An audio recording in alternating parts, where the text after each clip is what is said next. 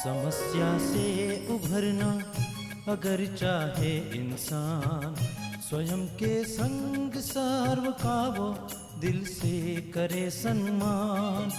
कहता है ये समाधान समाधान समाधान। समस्या से उभरना अगर चाहे इंसान, स्वयं के संग सर्व का वो दिल से करे सम्मान।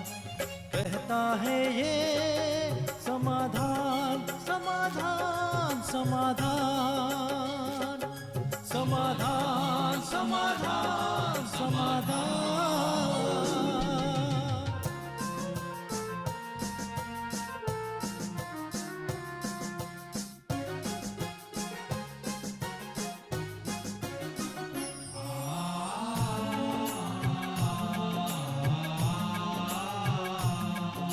तनाव मन मुटाव की अगन से स्वयं तू संभल ले, है इसी में शान। दूरिया दरारे मिटाए मन से, जीवन बन जाएगा खुशियों की खान खुशियों की खान। कहता है ये समाधान समाधान समाधान। नमस्कार, आदाब, सत श्री अकाल मित्रों, स्वागत है आप सभी का समाधान कार्यक्रम में। मित्रों, 21 जून जो अंतर्राष्ट्रीय योग दिवस है, उसके निमित्त योग की हमारी बहुत सुंदर और गहन चर्चा हो रही है और विविध प्रकार के योगों पे हमने पहले ही चर्चा की है। लेकिन जिस विशेष योग के बारे में चर्चा हो रही है वो योग है राजयोग।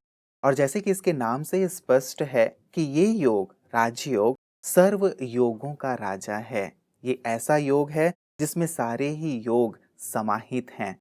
और जब हम राजयोग कहते हैं तो राजयोग अर्थात जो सभी राजों को स्पष्ट करने वाला है, सभी राजों के ऊपर से पर्दा हटाने वाला है। राज इस सृष्टि का, राज हमारी खुद का, राज उस खुदा का, और राज कैसे हम शांति, सफलता या सुकून जीवन में प्राप्त कर सकते हैं, वो राज कि कैसे हम जीवन को सही तरीके से जी सकते हैं। इन सभी राजों से पर्दा चूंकि ये योग उठाता है, इसीलिए इसको राजयोग कहा गया है। और एक बहुत ही महत्वपूर्ण बात मित्रों, कि राजयोग से हम अपनी कर्मेंद्रियों और अपने मन को भी जीतते जाते हैं। आज तक हम ये सुना करते थे कि तुम सारी दुनिया को जीत सकते हो, लेकिन अपने मन को, अपनी इंद्रियों को नहीं जीत सकते। ये बहुत मुश्किल काम है। लेकिन राजयोग से हम अपनी कर्मेंद्रियों को भी और अपने मन को भी जीत सकते हैं, अर्थात उसके भी राजा बन सकते हैं। तो कितना महत्वपूर्ण योग है ना मित्रों। और इसके बारे में जानकर हम अपने जीवन को संपूर्ण रूप से बदल सकते हैं,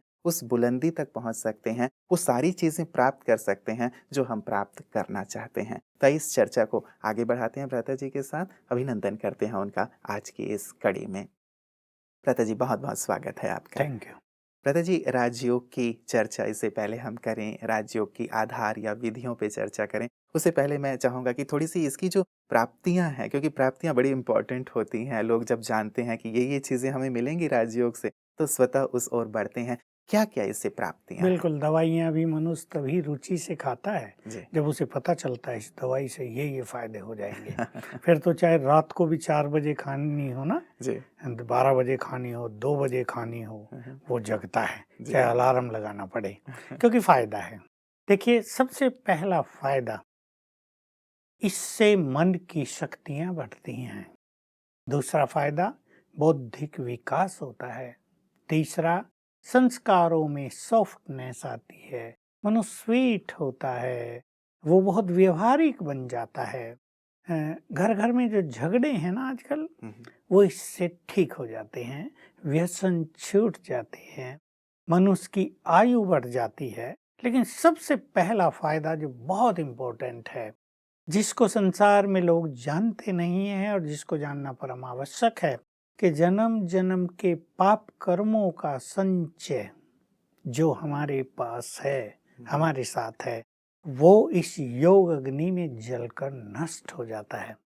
क्या हो रहा है कि उस विकर्मों के खाते के कारण ही कहीं समस्याएं हैं, कहीं असफलता है, कहीं चलते चलते विघ्न हैं, कहीं चलते चलते बिना मतलब एक्सीडेंट हो रहे हैं, ये सब उस पाप कर्मों के बढ़े हुए खाते के कारण है।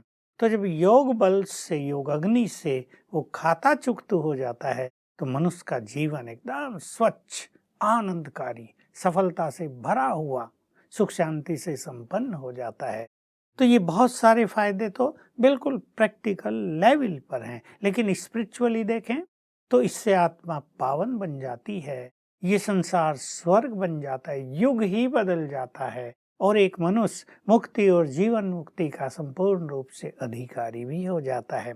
और इसके साथ साथ जो जन्म जन्म की मनुष्य की कामना है, इच्छा है प्रभु मिलन, जी, वो उसे सहज अनुभूति में आ जाता है। तो ये बड़े बड़े फायदे भी हैं और प्रैक्टिकल लाइफ के लेवल पर रोज होने वाले अनेक फायदे होते हैं। जैसे मनुष्य सवेरे उठता है, जीवन आनंदित करता है, वो सवेरे उठ के सुंदर विचारों का सृजन करता है, तो उसकी दिनचर्या बहुत सुंदर होती है, उसकी एफिशिएंसी बढ़ जाती है, उसके संबंधों में सुधार आ जाता है, उसकी सहन शक्ति बढ़ जाती है, वो झुकना सीख लेता है, वो अहम को छोड़ लेता है, वो क्रोध से मुक्ति पा लेता है। तो प्रैक्टिकल लेवल पर जहाँ ये बहुत सारी चीजें मनुष्य को कठिनाइयाँ दे रही हैं ना, शादी हुई है, संबंधों में पहले दिन से खटास, कई वक्त ऐसे होता है पहले दिन से खटास, जी, जी। उस सब का निवारण कर देता है ये योग। बिल्कुल, मतलब राजयोग से इतनी सारी प्राप्तियाँ हैं, मुझे सुनते-सुनते ऐसा लग रहा था कि जैसे हमारी 20 उँगलियाँ घी में और सिर कढ़ाई में होगी यदि हम बिल्कुल, राजयोग का नहीं अभ्यास कढ़ाई में तो फिर सिर खराब हो जाता है नहीं लेकिन मतलब मुंह ऊपर से में नीचे तक प्राप्तियाँ। बिल्कुल प्राप्तियां ही प्राप्तियां, और मुख में भी गुलाब जामुन और लड्डू ही लड्डू, जी, और पैरों के नीचे भी कमल, और धन से संपन्नता, एक सुखी जीवन। जी। यानी मैं सार में कहूँ तो ऐसा जीवन कि मनुष्य को जीवन जीने का आनंद आने लगे, जीने जी। को मन करे कि हुँ, वह जीवन हो, तो ऐसा जीवन हो। जी। राजयोग की ये सुंदर गिफ्ट होती है। मतलब अभी जब हम किसी से पूछते हैं कि कैसा चल रहा है तो लोग कहते हैं बस कट रही है, तो ये हाँ, कट रही है वाली बात हाँ। निकल जाएगी। तो दादा जी, हमने आत्मा को समझ लिया जो योग में आवश्यक होता है, हमने उस परमात्मा पिता को भी जान लिया, अब आगे कैसे बढ़ें? देखिए, अब है उससे हमें अपना कनेक्शन जोड़ना। जी। अभी ये कनेक्शन आत्मा से परमात्मा का है। हुँ, हुँ। पहले मैं स्पष्ट कर दूं कि आत्मा का कनेक्शन परमात्मा से जोड़ना माना दोनों में कुछ समानताएं लानी पड़ेंगी। जी। जैसे किसी को कह दिया जाए कि कल तुम्हें प्राइम मिनिस्टर से मिलना है, तो पहले तो वो अपने कपड़े ढूंढेगा जो अच्छे से अच्छे हैं, हुँ, जूते देखेगा जो अच्छे से अच्छे हैं, जी। चेहरा भी अच्छे से अच्छा बना के जाएगा ना, भाई प्राइम मिनिस्टर से मिलना है, फोटो भी खींचेंगे, बहुत बहुत अच्छा वो क्षण, वो 1-2 घंटा उसका रहेगा ना। तो जब हम भगवान से मिलन करना चाहते हैं, योग माना उससे जुड़ना, उसके समीप रहना, उसकी उपस्थिति का बिल्कुल आभास हो जाए हमें अपने में कुछ चेंजेस लानी होती हैं। इसलिए राजयोग के जो प्रारंभिक आधार हैं वो 4 हैं। जी। पहला ब्रह्मचर्य, लोग शायद ये सुन के डर जाएं। परम पवित्र परमात्मा है, ever pure, ocean of purity. उससे मिलने के लिए, उससे योग युक्त होने के लिए आत्मा को प्योरिटी से ही शुरुआत करनी पड़ती है।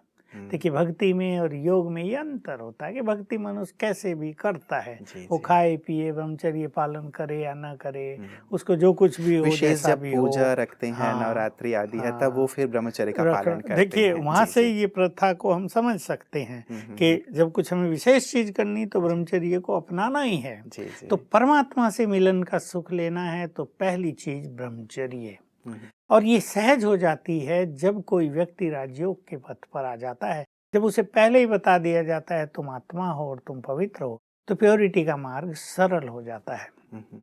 दूसरा है बहुत सारे सद्गुण, यानी एक अच्छा स्वभाव मनुष्य को अपना बनाना चाहिए। जैसे मान लो मनुष्य कोई बहुत बाह्यमुखी है, सारा दिन बातचीत करता है, गुस्सा करता है, खाने पीने में व्यस्त है, तो वो योगी नहीं बन सकता है।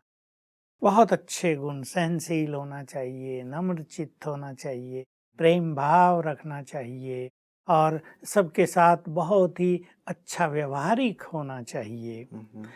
तीसरी चीज है सत्संग। सत्संग माना ईश्वरीय ज्ञान। ईश्वरीय ज्ञान होगा तब तो हम उसके समीप पहुंच सकेंगे ना, स्वयं का ज्ञान। और इसमें विशेष रूप से बात आती है डेली ज्ञान सुनना।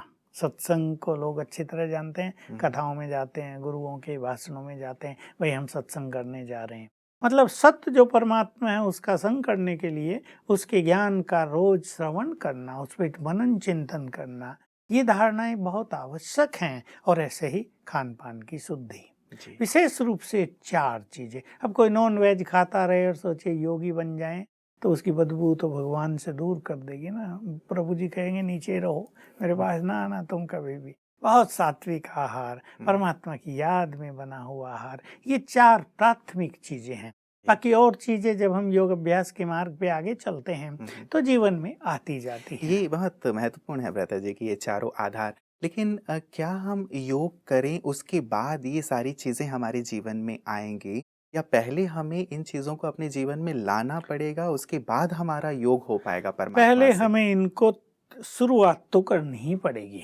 मान लो कोई व्यक्ति नॉन वेज खाता है, शराब पीता है, लहसुन प्याज खाता है, अब उसे वो छोड़ के सात्विक भोजन से शुरुआत करनी पड़ेगी, ब्रह्मचर्य की ओर कदम बढ़ाना पड़ेगा। लेकिन मेरे पास यदि ये शक्ति नहीं है, मान लीजिए जैसे आजकल यदि देखा जाए संसार में बहुत सारे ऐसे लोग हैं, ज्यादातर ऐसे हैं जो खान पान में कंट्रोल नहीं कर पाते, उनका खान पान ऐसा ही है, या ब्रह्मचर्य की बात बहुत ऊंची साधना वाली बात हो जाती है। तो यहाँ पे यदि मैं कठिनाई महसूस कर रहा हूँ तो क्या फिर योग का सब्जेक्ट मेरे लिए नहीं है? देखिए, थोड़ा कम अभ्यास होगा, मन ज्यादा भटकेगा, क्योंकि काम वासना मनुष्य को बॉडी कॉन्शियसनेस में लाती है, उससे मनुष्य के विचार दूसरी तरह के होने लगते हैं। तो अगर कोई इसका पालन नहीं करता तो उसको समय लग जाएगा बहुत ज्यादा मन को एकाग्र करने में। और अगर कोई व्यक्ति इसका पालन करने लगता है तो पहले ही दिन से उसे आत्म अनुभूति और परमात्मा अनुभूति होने लगेगी। इसलिए शुरुआत तो भले ही धीमी गति से होती है, और जब हम योग अभ्यास करेंगे तो उनकी इंटेंसिटी बढ़ती जाएगी, लेवल बढ़ता जाएगा और योग का अभ्यास भी अधिक होता जाएगा। बिल्कुल। तो क्या सजेस्ट करेंगे भ्राता जी, क्या ये लाइफ लॉन्ग की चीजें हैं? क्योंकि कई बार व्यक्ति सोचता है कि क्या पूरे जीवन मुझे ब्रह्मचर्य में रहना होगा, क्या पूरे जीवन मुझे ये सारे जो सद्गुण हैं उनकी धारणा करनी पड़ेगी, या खान पान को मुझे ऐसा रखना पड़ेगा जैसे साधु संत खाते हैं। तो क्या पूरे जीवन की जब बात आती है तो व्यक्ति थोड़ा सा निराश हो जाता है। आप यहाँ क्या सजेस्ट करेंगे, क्या 1 मास 1 साल करके देखे उसके बाद वो अपना चॉइस अपनाए कि हाँ यही करना है या देखिए, दूसरा भोजन करना तो रोज ही खाना है जी। और पहले से ही ऐसे बहुत लोग हैं जो सात्विक आहार ही लेते हैं, चाहे वैष्णव संप्रदाय हो, अनेक सनातनी लोग, अनेक आर्य समाजी लोग, और भी बहुत सारे लोग अच्छा भोजन करते हैं, सात्विक भोजन करते हैं, जो देवताओं का भोजन है उसको ही करते हैं। भोजन तो रोज की चीज है, उसमें परिवर्तन लाना तो बहुत इम्पोर्टेंट चीज होती है। रही बात ब्रह्मचर्य की, वो जिसको प्रभु मिलन करना है, जिसको मुक्ति और जीवन मुक्ति का अधिकार चाहिए, जिसको योग के परम सुखों की अनुभूति करनी है, उसे तो ब्रह्मचर्य लंबे काल करना ही पड़ेगा। और ब्रह्मचर्य जैसे जैसे लंबे काल होता है फिर वो नेचुरल हो जाता है। लेकिन अगर कोई चाहे तो मैं राय दूंगा कि पहले 1 साल करके देखे। अगर वो इसको एंजॉय करता है, अगर वो इसके जीवन को परिवर्तित करता है, अगर वो उसको समस्याओं से मुक्त कर देता है और उसको जीवन में डिविनिटी की फीलिंग होती है, तो आगे वो इसके बारे में सोचे। ये जो सत्संग की बात है भ्राता जी, क्या ये सत्संग यहाँ जो ब्रह्म कुमारीज में जो लगातार ज्ञान दिया जाता है, इस सत्संग की बात है, या किसी भी सत्संग में जाया जा सकता है, वहाँ जाने से भी ये सारी धारणाएं हमारी हो सकेंगी? वो सत्संग जिसमें आत्मा का ज्ञान मिलता हो, जिसमें परमात्मा का ज्ञान मिलता हो, जिसमें जीवन परिवर्तन की अनेक सुंदर शिक्षाएं मिलती हों, हमारा कहना उस सत्संग से है। और इस समय तो स्वयं भगवान ने आकर ज्ञान दिया है, तो हम सत्संग उसे कहते हैं कि जो रोज भगवान के महावाक्य सुने। बाकी कथाएं सुनते हैं, रामायण की कथा सुनने चले गए, भागवत की कथा सुनने चले गए, अब उसमें लोग सो भी रहे हैं, खा पी भी रहे हैं, सुन भी रहे हैं। एक्चुअली तो वो सत्संग रह नहीं जाता, वो तो एक प्रथा रह जाती है, एक नियम निभाना रह जाता है। लेकिन ईश्वरीय महावाक्यों का श्रवण करना, उन पे चिंतन करना, उसको अपने जीवन में लाने के लिए प्रयासरत होना, इसको सत्संग कहते हैं। बिल्कुल, मतलब इन चारों आधारों को हम 1 मास या 1 साल के लिए करके देखें, उसके पश्चात योग की क्या अनुभूति होती है, जीवन में क्या परिवर्तन आता है, या परमात्मा से कैसी समीपता रहती है, उस आधार पे व्यक्ति आगे निर्णय ले सकता है। क्योंकि ये हो ही रहा है। अब हमारे पास 100 लोग यदि आए एक साल में, जी। उनमें से 20 लोग ईश्वरीय मार्ग पे चलने के लिए लालायित हुए। अब उसमें से भी एक साल में 10 ने देखा कि भाई अपने से तो होता नहीं, बिजी बहुत हैं, जिम्मेदारियां बहुत हैं, 10 उसमें से छोड़ते हैं। लेकिन वो उनके अंदर वो बीज पड़ा रहता है, वो घर में उस तरह के अभ्यास करते रहते हैं। फिर 10 लोग स्ट्रांगली फॉरएवर चलते रहते हैं। फिर वो 10 भी धीरे धीरे स्ट्रांग होते होते फिर वो 10 भी चलने लगते हैं। तो ये तो क्रम चलता ही है, क्योंकि ये एक ऐसा श्रेष्ठ मार्ग हो जाता है जिस पर मनुष्य तब तक नहीं चल पाता जब तक उसकी आंतरिक अभिलाषा उस पर चलने की न हो। कई लोग समस्याओं के कारण ईश्वरीय मार्ग पे आ जाते हैं। कई लोगों को परिवारों ने बहुत तंग किया, पत्नी ने बहुत तंग कर दिया पति को, सोचा छोड़ो इस झंझट को, चलते हैं उधर ब्रह्मा कुमारियों में ईश्वरीय ज्ञान लेंगे। फिर पति पत्नी का प्यार हो गया, फिर कहा छोड़ो इसको, चलते हैं, हमारा वही अच्छा था। ये क्षणिक चीजें भी कुछ लोगों के साथ होती हैं, लेकिन जो विवेकपूर्ण, जो एक श्रेष्ठ अभिलाषा, एक श्रेष्ठ कामना के साथ इस मार्ग पे चलता है, उसको कहीं बाधा नहीं आती है। बिल्कुल, मतलब चलिए इन आधारों को भी अपने जीवन में ला करके हम योग के मार्ग पे आगे बढ़े। मुझे लगता है कि जैसे अष्टांग मार्ग में हम यम नियम की बात कर रहे थे, वैसे राजयोग के लिए भी कुछ यम नियम का पालन हमें अवश्य करना ही होगा, तभी जाके हम उस परमात्मा तक पहुंच बिल्कुल, वो पाएंगे। 10 चीजें जो नियमों में बताई गई है, हमारे यहाँ भी 10 क्या और 15-25 चीजें हम जोड़ देंगे, जिसकी चर्चा हम आगे करते रहेंगे। क्योंकि जितना हम अपने जीवन को सात्विक बनाएंगे, जितना सरल बनाएंगे, जितना अहंकार से मुक्त अपने को करेंगे, जितना हमारा चित्त शुभ भावनाओं से भरा रहेगा, जितना हम प्यार बांटेंगे, खुशी बांटेंगे, हमारा योग अभ्यास सुंदर होता रहेगा। जी जी जी। तो ब्रता जी, अब योग की ओर जब हम बढ़ते हैं तो परिचय तो हमें प्राप्त हो गया, अब वो संबंध कैसे जुड़े, ये जो दूसरा स्टेप हमेशा राजयोग में बताया जाता है, कैसे अब हम संबंध जोड़े? अब देखिए, मैं इसकी चर्चा करता हूँ और मैं विश्वास करता हूँ कि हमारे सभी दर्शकगण मेरे साथ साथ इसकी गुड फीलिंग करेंगे अभी अभी। तो पहली चीज, हम उसको परम पिता कहते हैं। वो हमारा परम पिता है। क्या हम सभी ने उसको स्वीकार किया है, या हम केवल गायन करते हैं, जो लिखा है उसको पढ़ लेते हैं, मंत्र सुना देते हैं, श्लोक गा लेते हैं, या सचमुच हमने रियलाइज कर लिया कि हम उसके बच्चे, वो हमारा माता पिता है? पहले इस पर हमें आना होता है, स्वीकार, सचमुच वो हमारा परम पिता है। बस जैसे ही हम स्वीकार करेंगे, हम उससे जुड़ गए। जैसे शादियां होती हैं, हम रोज देखते हैं, भाई इस परिवार की लड़की, उस परिवार का लड़का, पहले जानते नहीं थे, फिर परिचय हुआ, स्वीकार किया, तो संबंध बन गया। अब वो पति पत्नी हो गए, एक परिवार हो गया उनका, फिर उनके बच्चे हुए। ये संबंध जोड़ना है। हम भी संबंध को स्वीकार करते हैं पहले, तो वो मेरा परम पिता है, माता पिता है, और भी उससे बहुत नाते हैं। वो मेरा परम शिक्षक है, वो मेरा परम सद्गुरु है, माँ भी है, तो मेरा गुड फ्रेंड भी है, वो मेरा कल्याणकारी भी है, वो मेरा बंधु सखा भी है। ये हमारे सर्व नाते भी उनसे हैं। अभी जिस नाते को हम स्वीकार कर लें, पहले उसकी फीलिंग्स में हमें आना है। तो मैं सभी को कहूँगा, यही मैं कह रहा था, वो हमारा परम पिता है, इट मीन्स वो हमारा है। देखिए, इस गुड फीलिंग में आए, गॉड सुप्रीम फादर हमारा है, ही बिलोंग्स टू मी, वो मेरा है। कितनी गुड फीलिंग होगी तुरंत। किसी बड़े व्यक्ति से हमारा नाता हो जाता है और हम लोगों को बताने लगते हैं कि तुम्हें पता है चीफ मिनिस्टर साहब हमारे आदमी हैं। बोल में भी कितना प्रभाव रहता है, नाते की कितनी खुमारी रहती है, नशा रहता है। आजकल अहंकार भी हो जाता है, वो अलग बात है। हमारा नाता स्वयं भगवान से है। अब वो हमारे लिए भगवान नहीं रह जाता, हमारा हो जाता है। ये योग की प्रथम सीढ़ी है। पहले हमें इसको अपने अंदर बढ़ाना है। रोज सवेरे उठकर इसका बहुत अच्छा चिंतन करना है कि जिसे सारा संसार भगवान कहता है, जिसको ढूंढते हैं, जिसके दर्शनों के लिए सब तरसते हैं, अब हमें पता चला वो तो हमारा है। Very good feeling. और फिर इस चिंतन को हम आगे बढ़ाएंगे कि न केवल वो हमारा है, तो उसका सब कुछ भी हमारा है। देखिए, एक बहुत सुंदर बात पर सभी चिंतन करेंगे और अपनी फीलिंग्स में इसको लाएंगे। भक्ति में हम उसकी प्रेयर्स करते हैं, उससे कुछ मांगते हैं। जी। भक्ति में हमेशा मांगा ही जाता है, हे प्रभु हमें सुख दे दो, हमारे बच्चे को बुद्धि दो, उसे पास करा देना। हे प्रभु मैं बीमार हो गई हूँ, मेरी बीमारी को हर लो। हम मांगते हैं और वो प्रभु है, सबका माता पिता है, वो कहीं ना कहीं मदद अवश्य करता है। जैसा हम चर्चा कराए हैं, ऐसा होता ही नहीं कि कोई उसके द्वार पर जाए और वो खाली हाथ लौट आए। ये अलग चीज है कि हम उसे रिसीव कर पाते हैं या नहीं।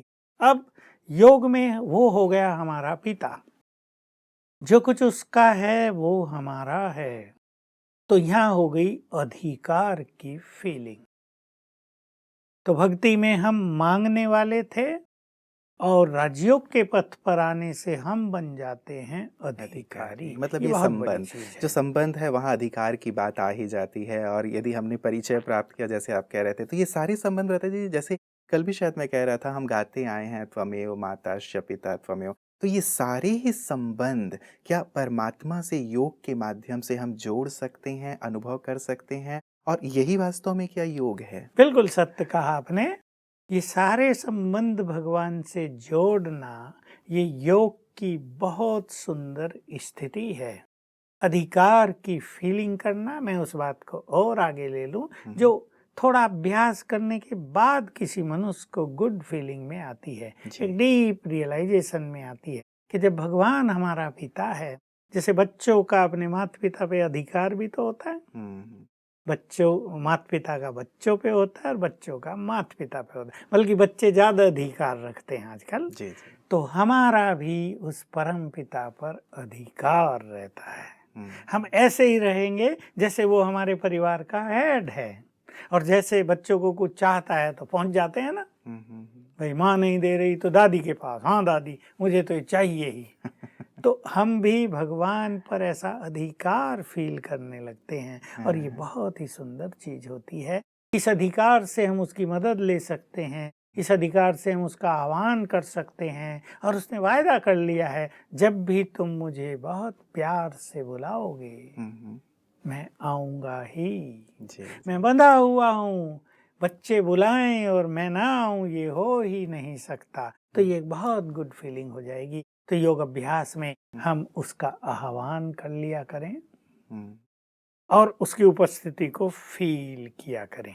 अब मैं तो ये चाहूंगा अभी हम उसका आह्वान करा दें। जी जी, जरूर। बहुत अच्छा रहेगा। बिल्कुल, बिल्कुल। हमारे सभी भाई बहनें जो हमें सुनते हैं, हमें देख रहे हैं, जरा अब अपने परम पिता का आह्वान करेंगे और ये योग की बहुत सुंदर स्थिति होगी। जी। ये प्रभु मिलन का बहुत सुंदर एक स्वरूप हो जाएगा और इससे हम अपनी स्थिति को बहुत आगे बढ़ा पाएंगे। हमें लगेगा हम उसके बहुत समीप हैं। जो हमारे और उसके बीच में बहुत दूरी हो गई थी ना, वो भगवान हम भक्त, पता नहीं वो कहाँ हम यहाँ, वो सब समाप्त हो जाएगा। तो चलें हम कुछ क्षणों के लिए अपनी बुद्धि को ब्रह्मलोक में ले चलते हैं और विजुअलाइज करें अपने परमपिता को, उस महाज्योति को, उस निराकार सत्ता को जो हमारा अपना परमपिता है।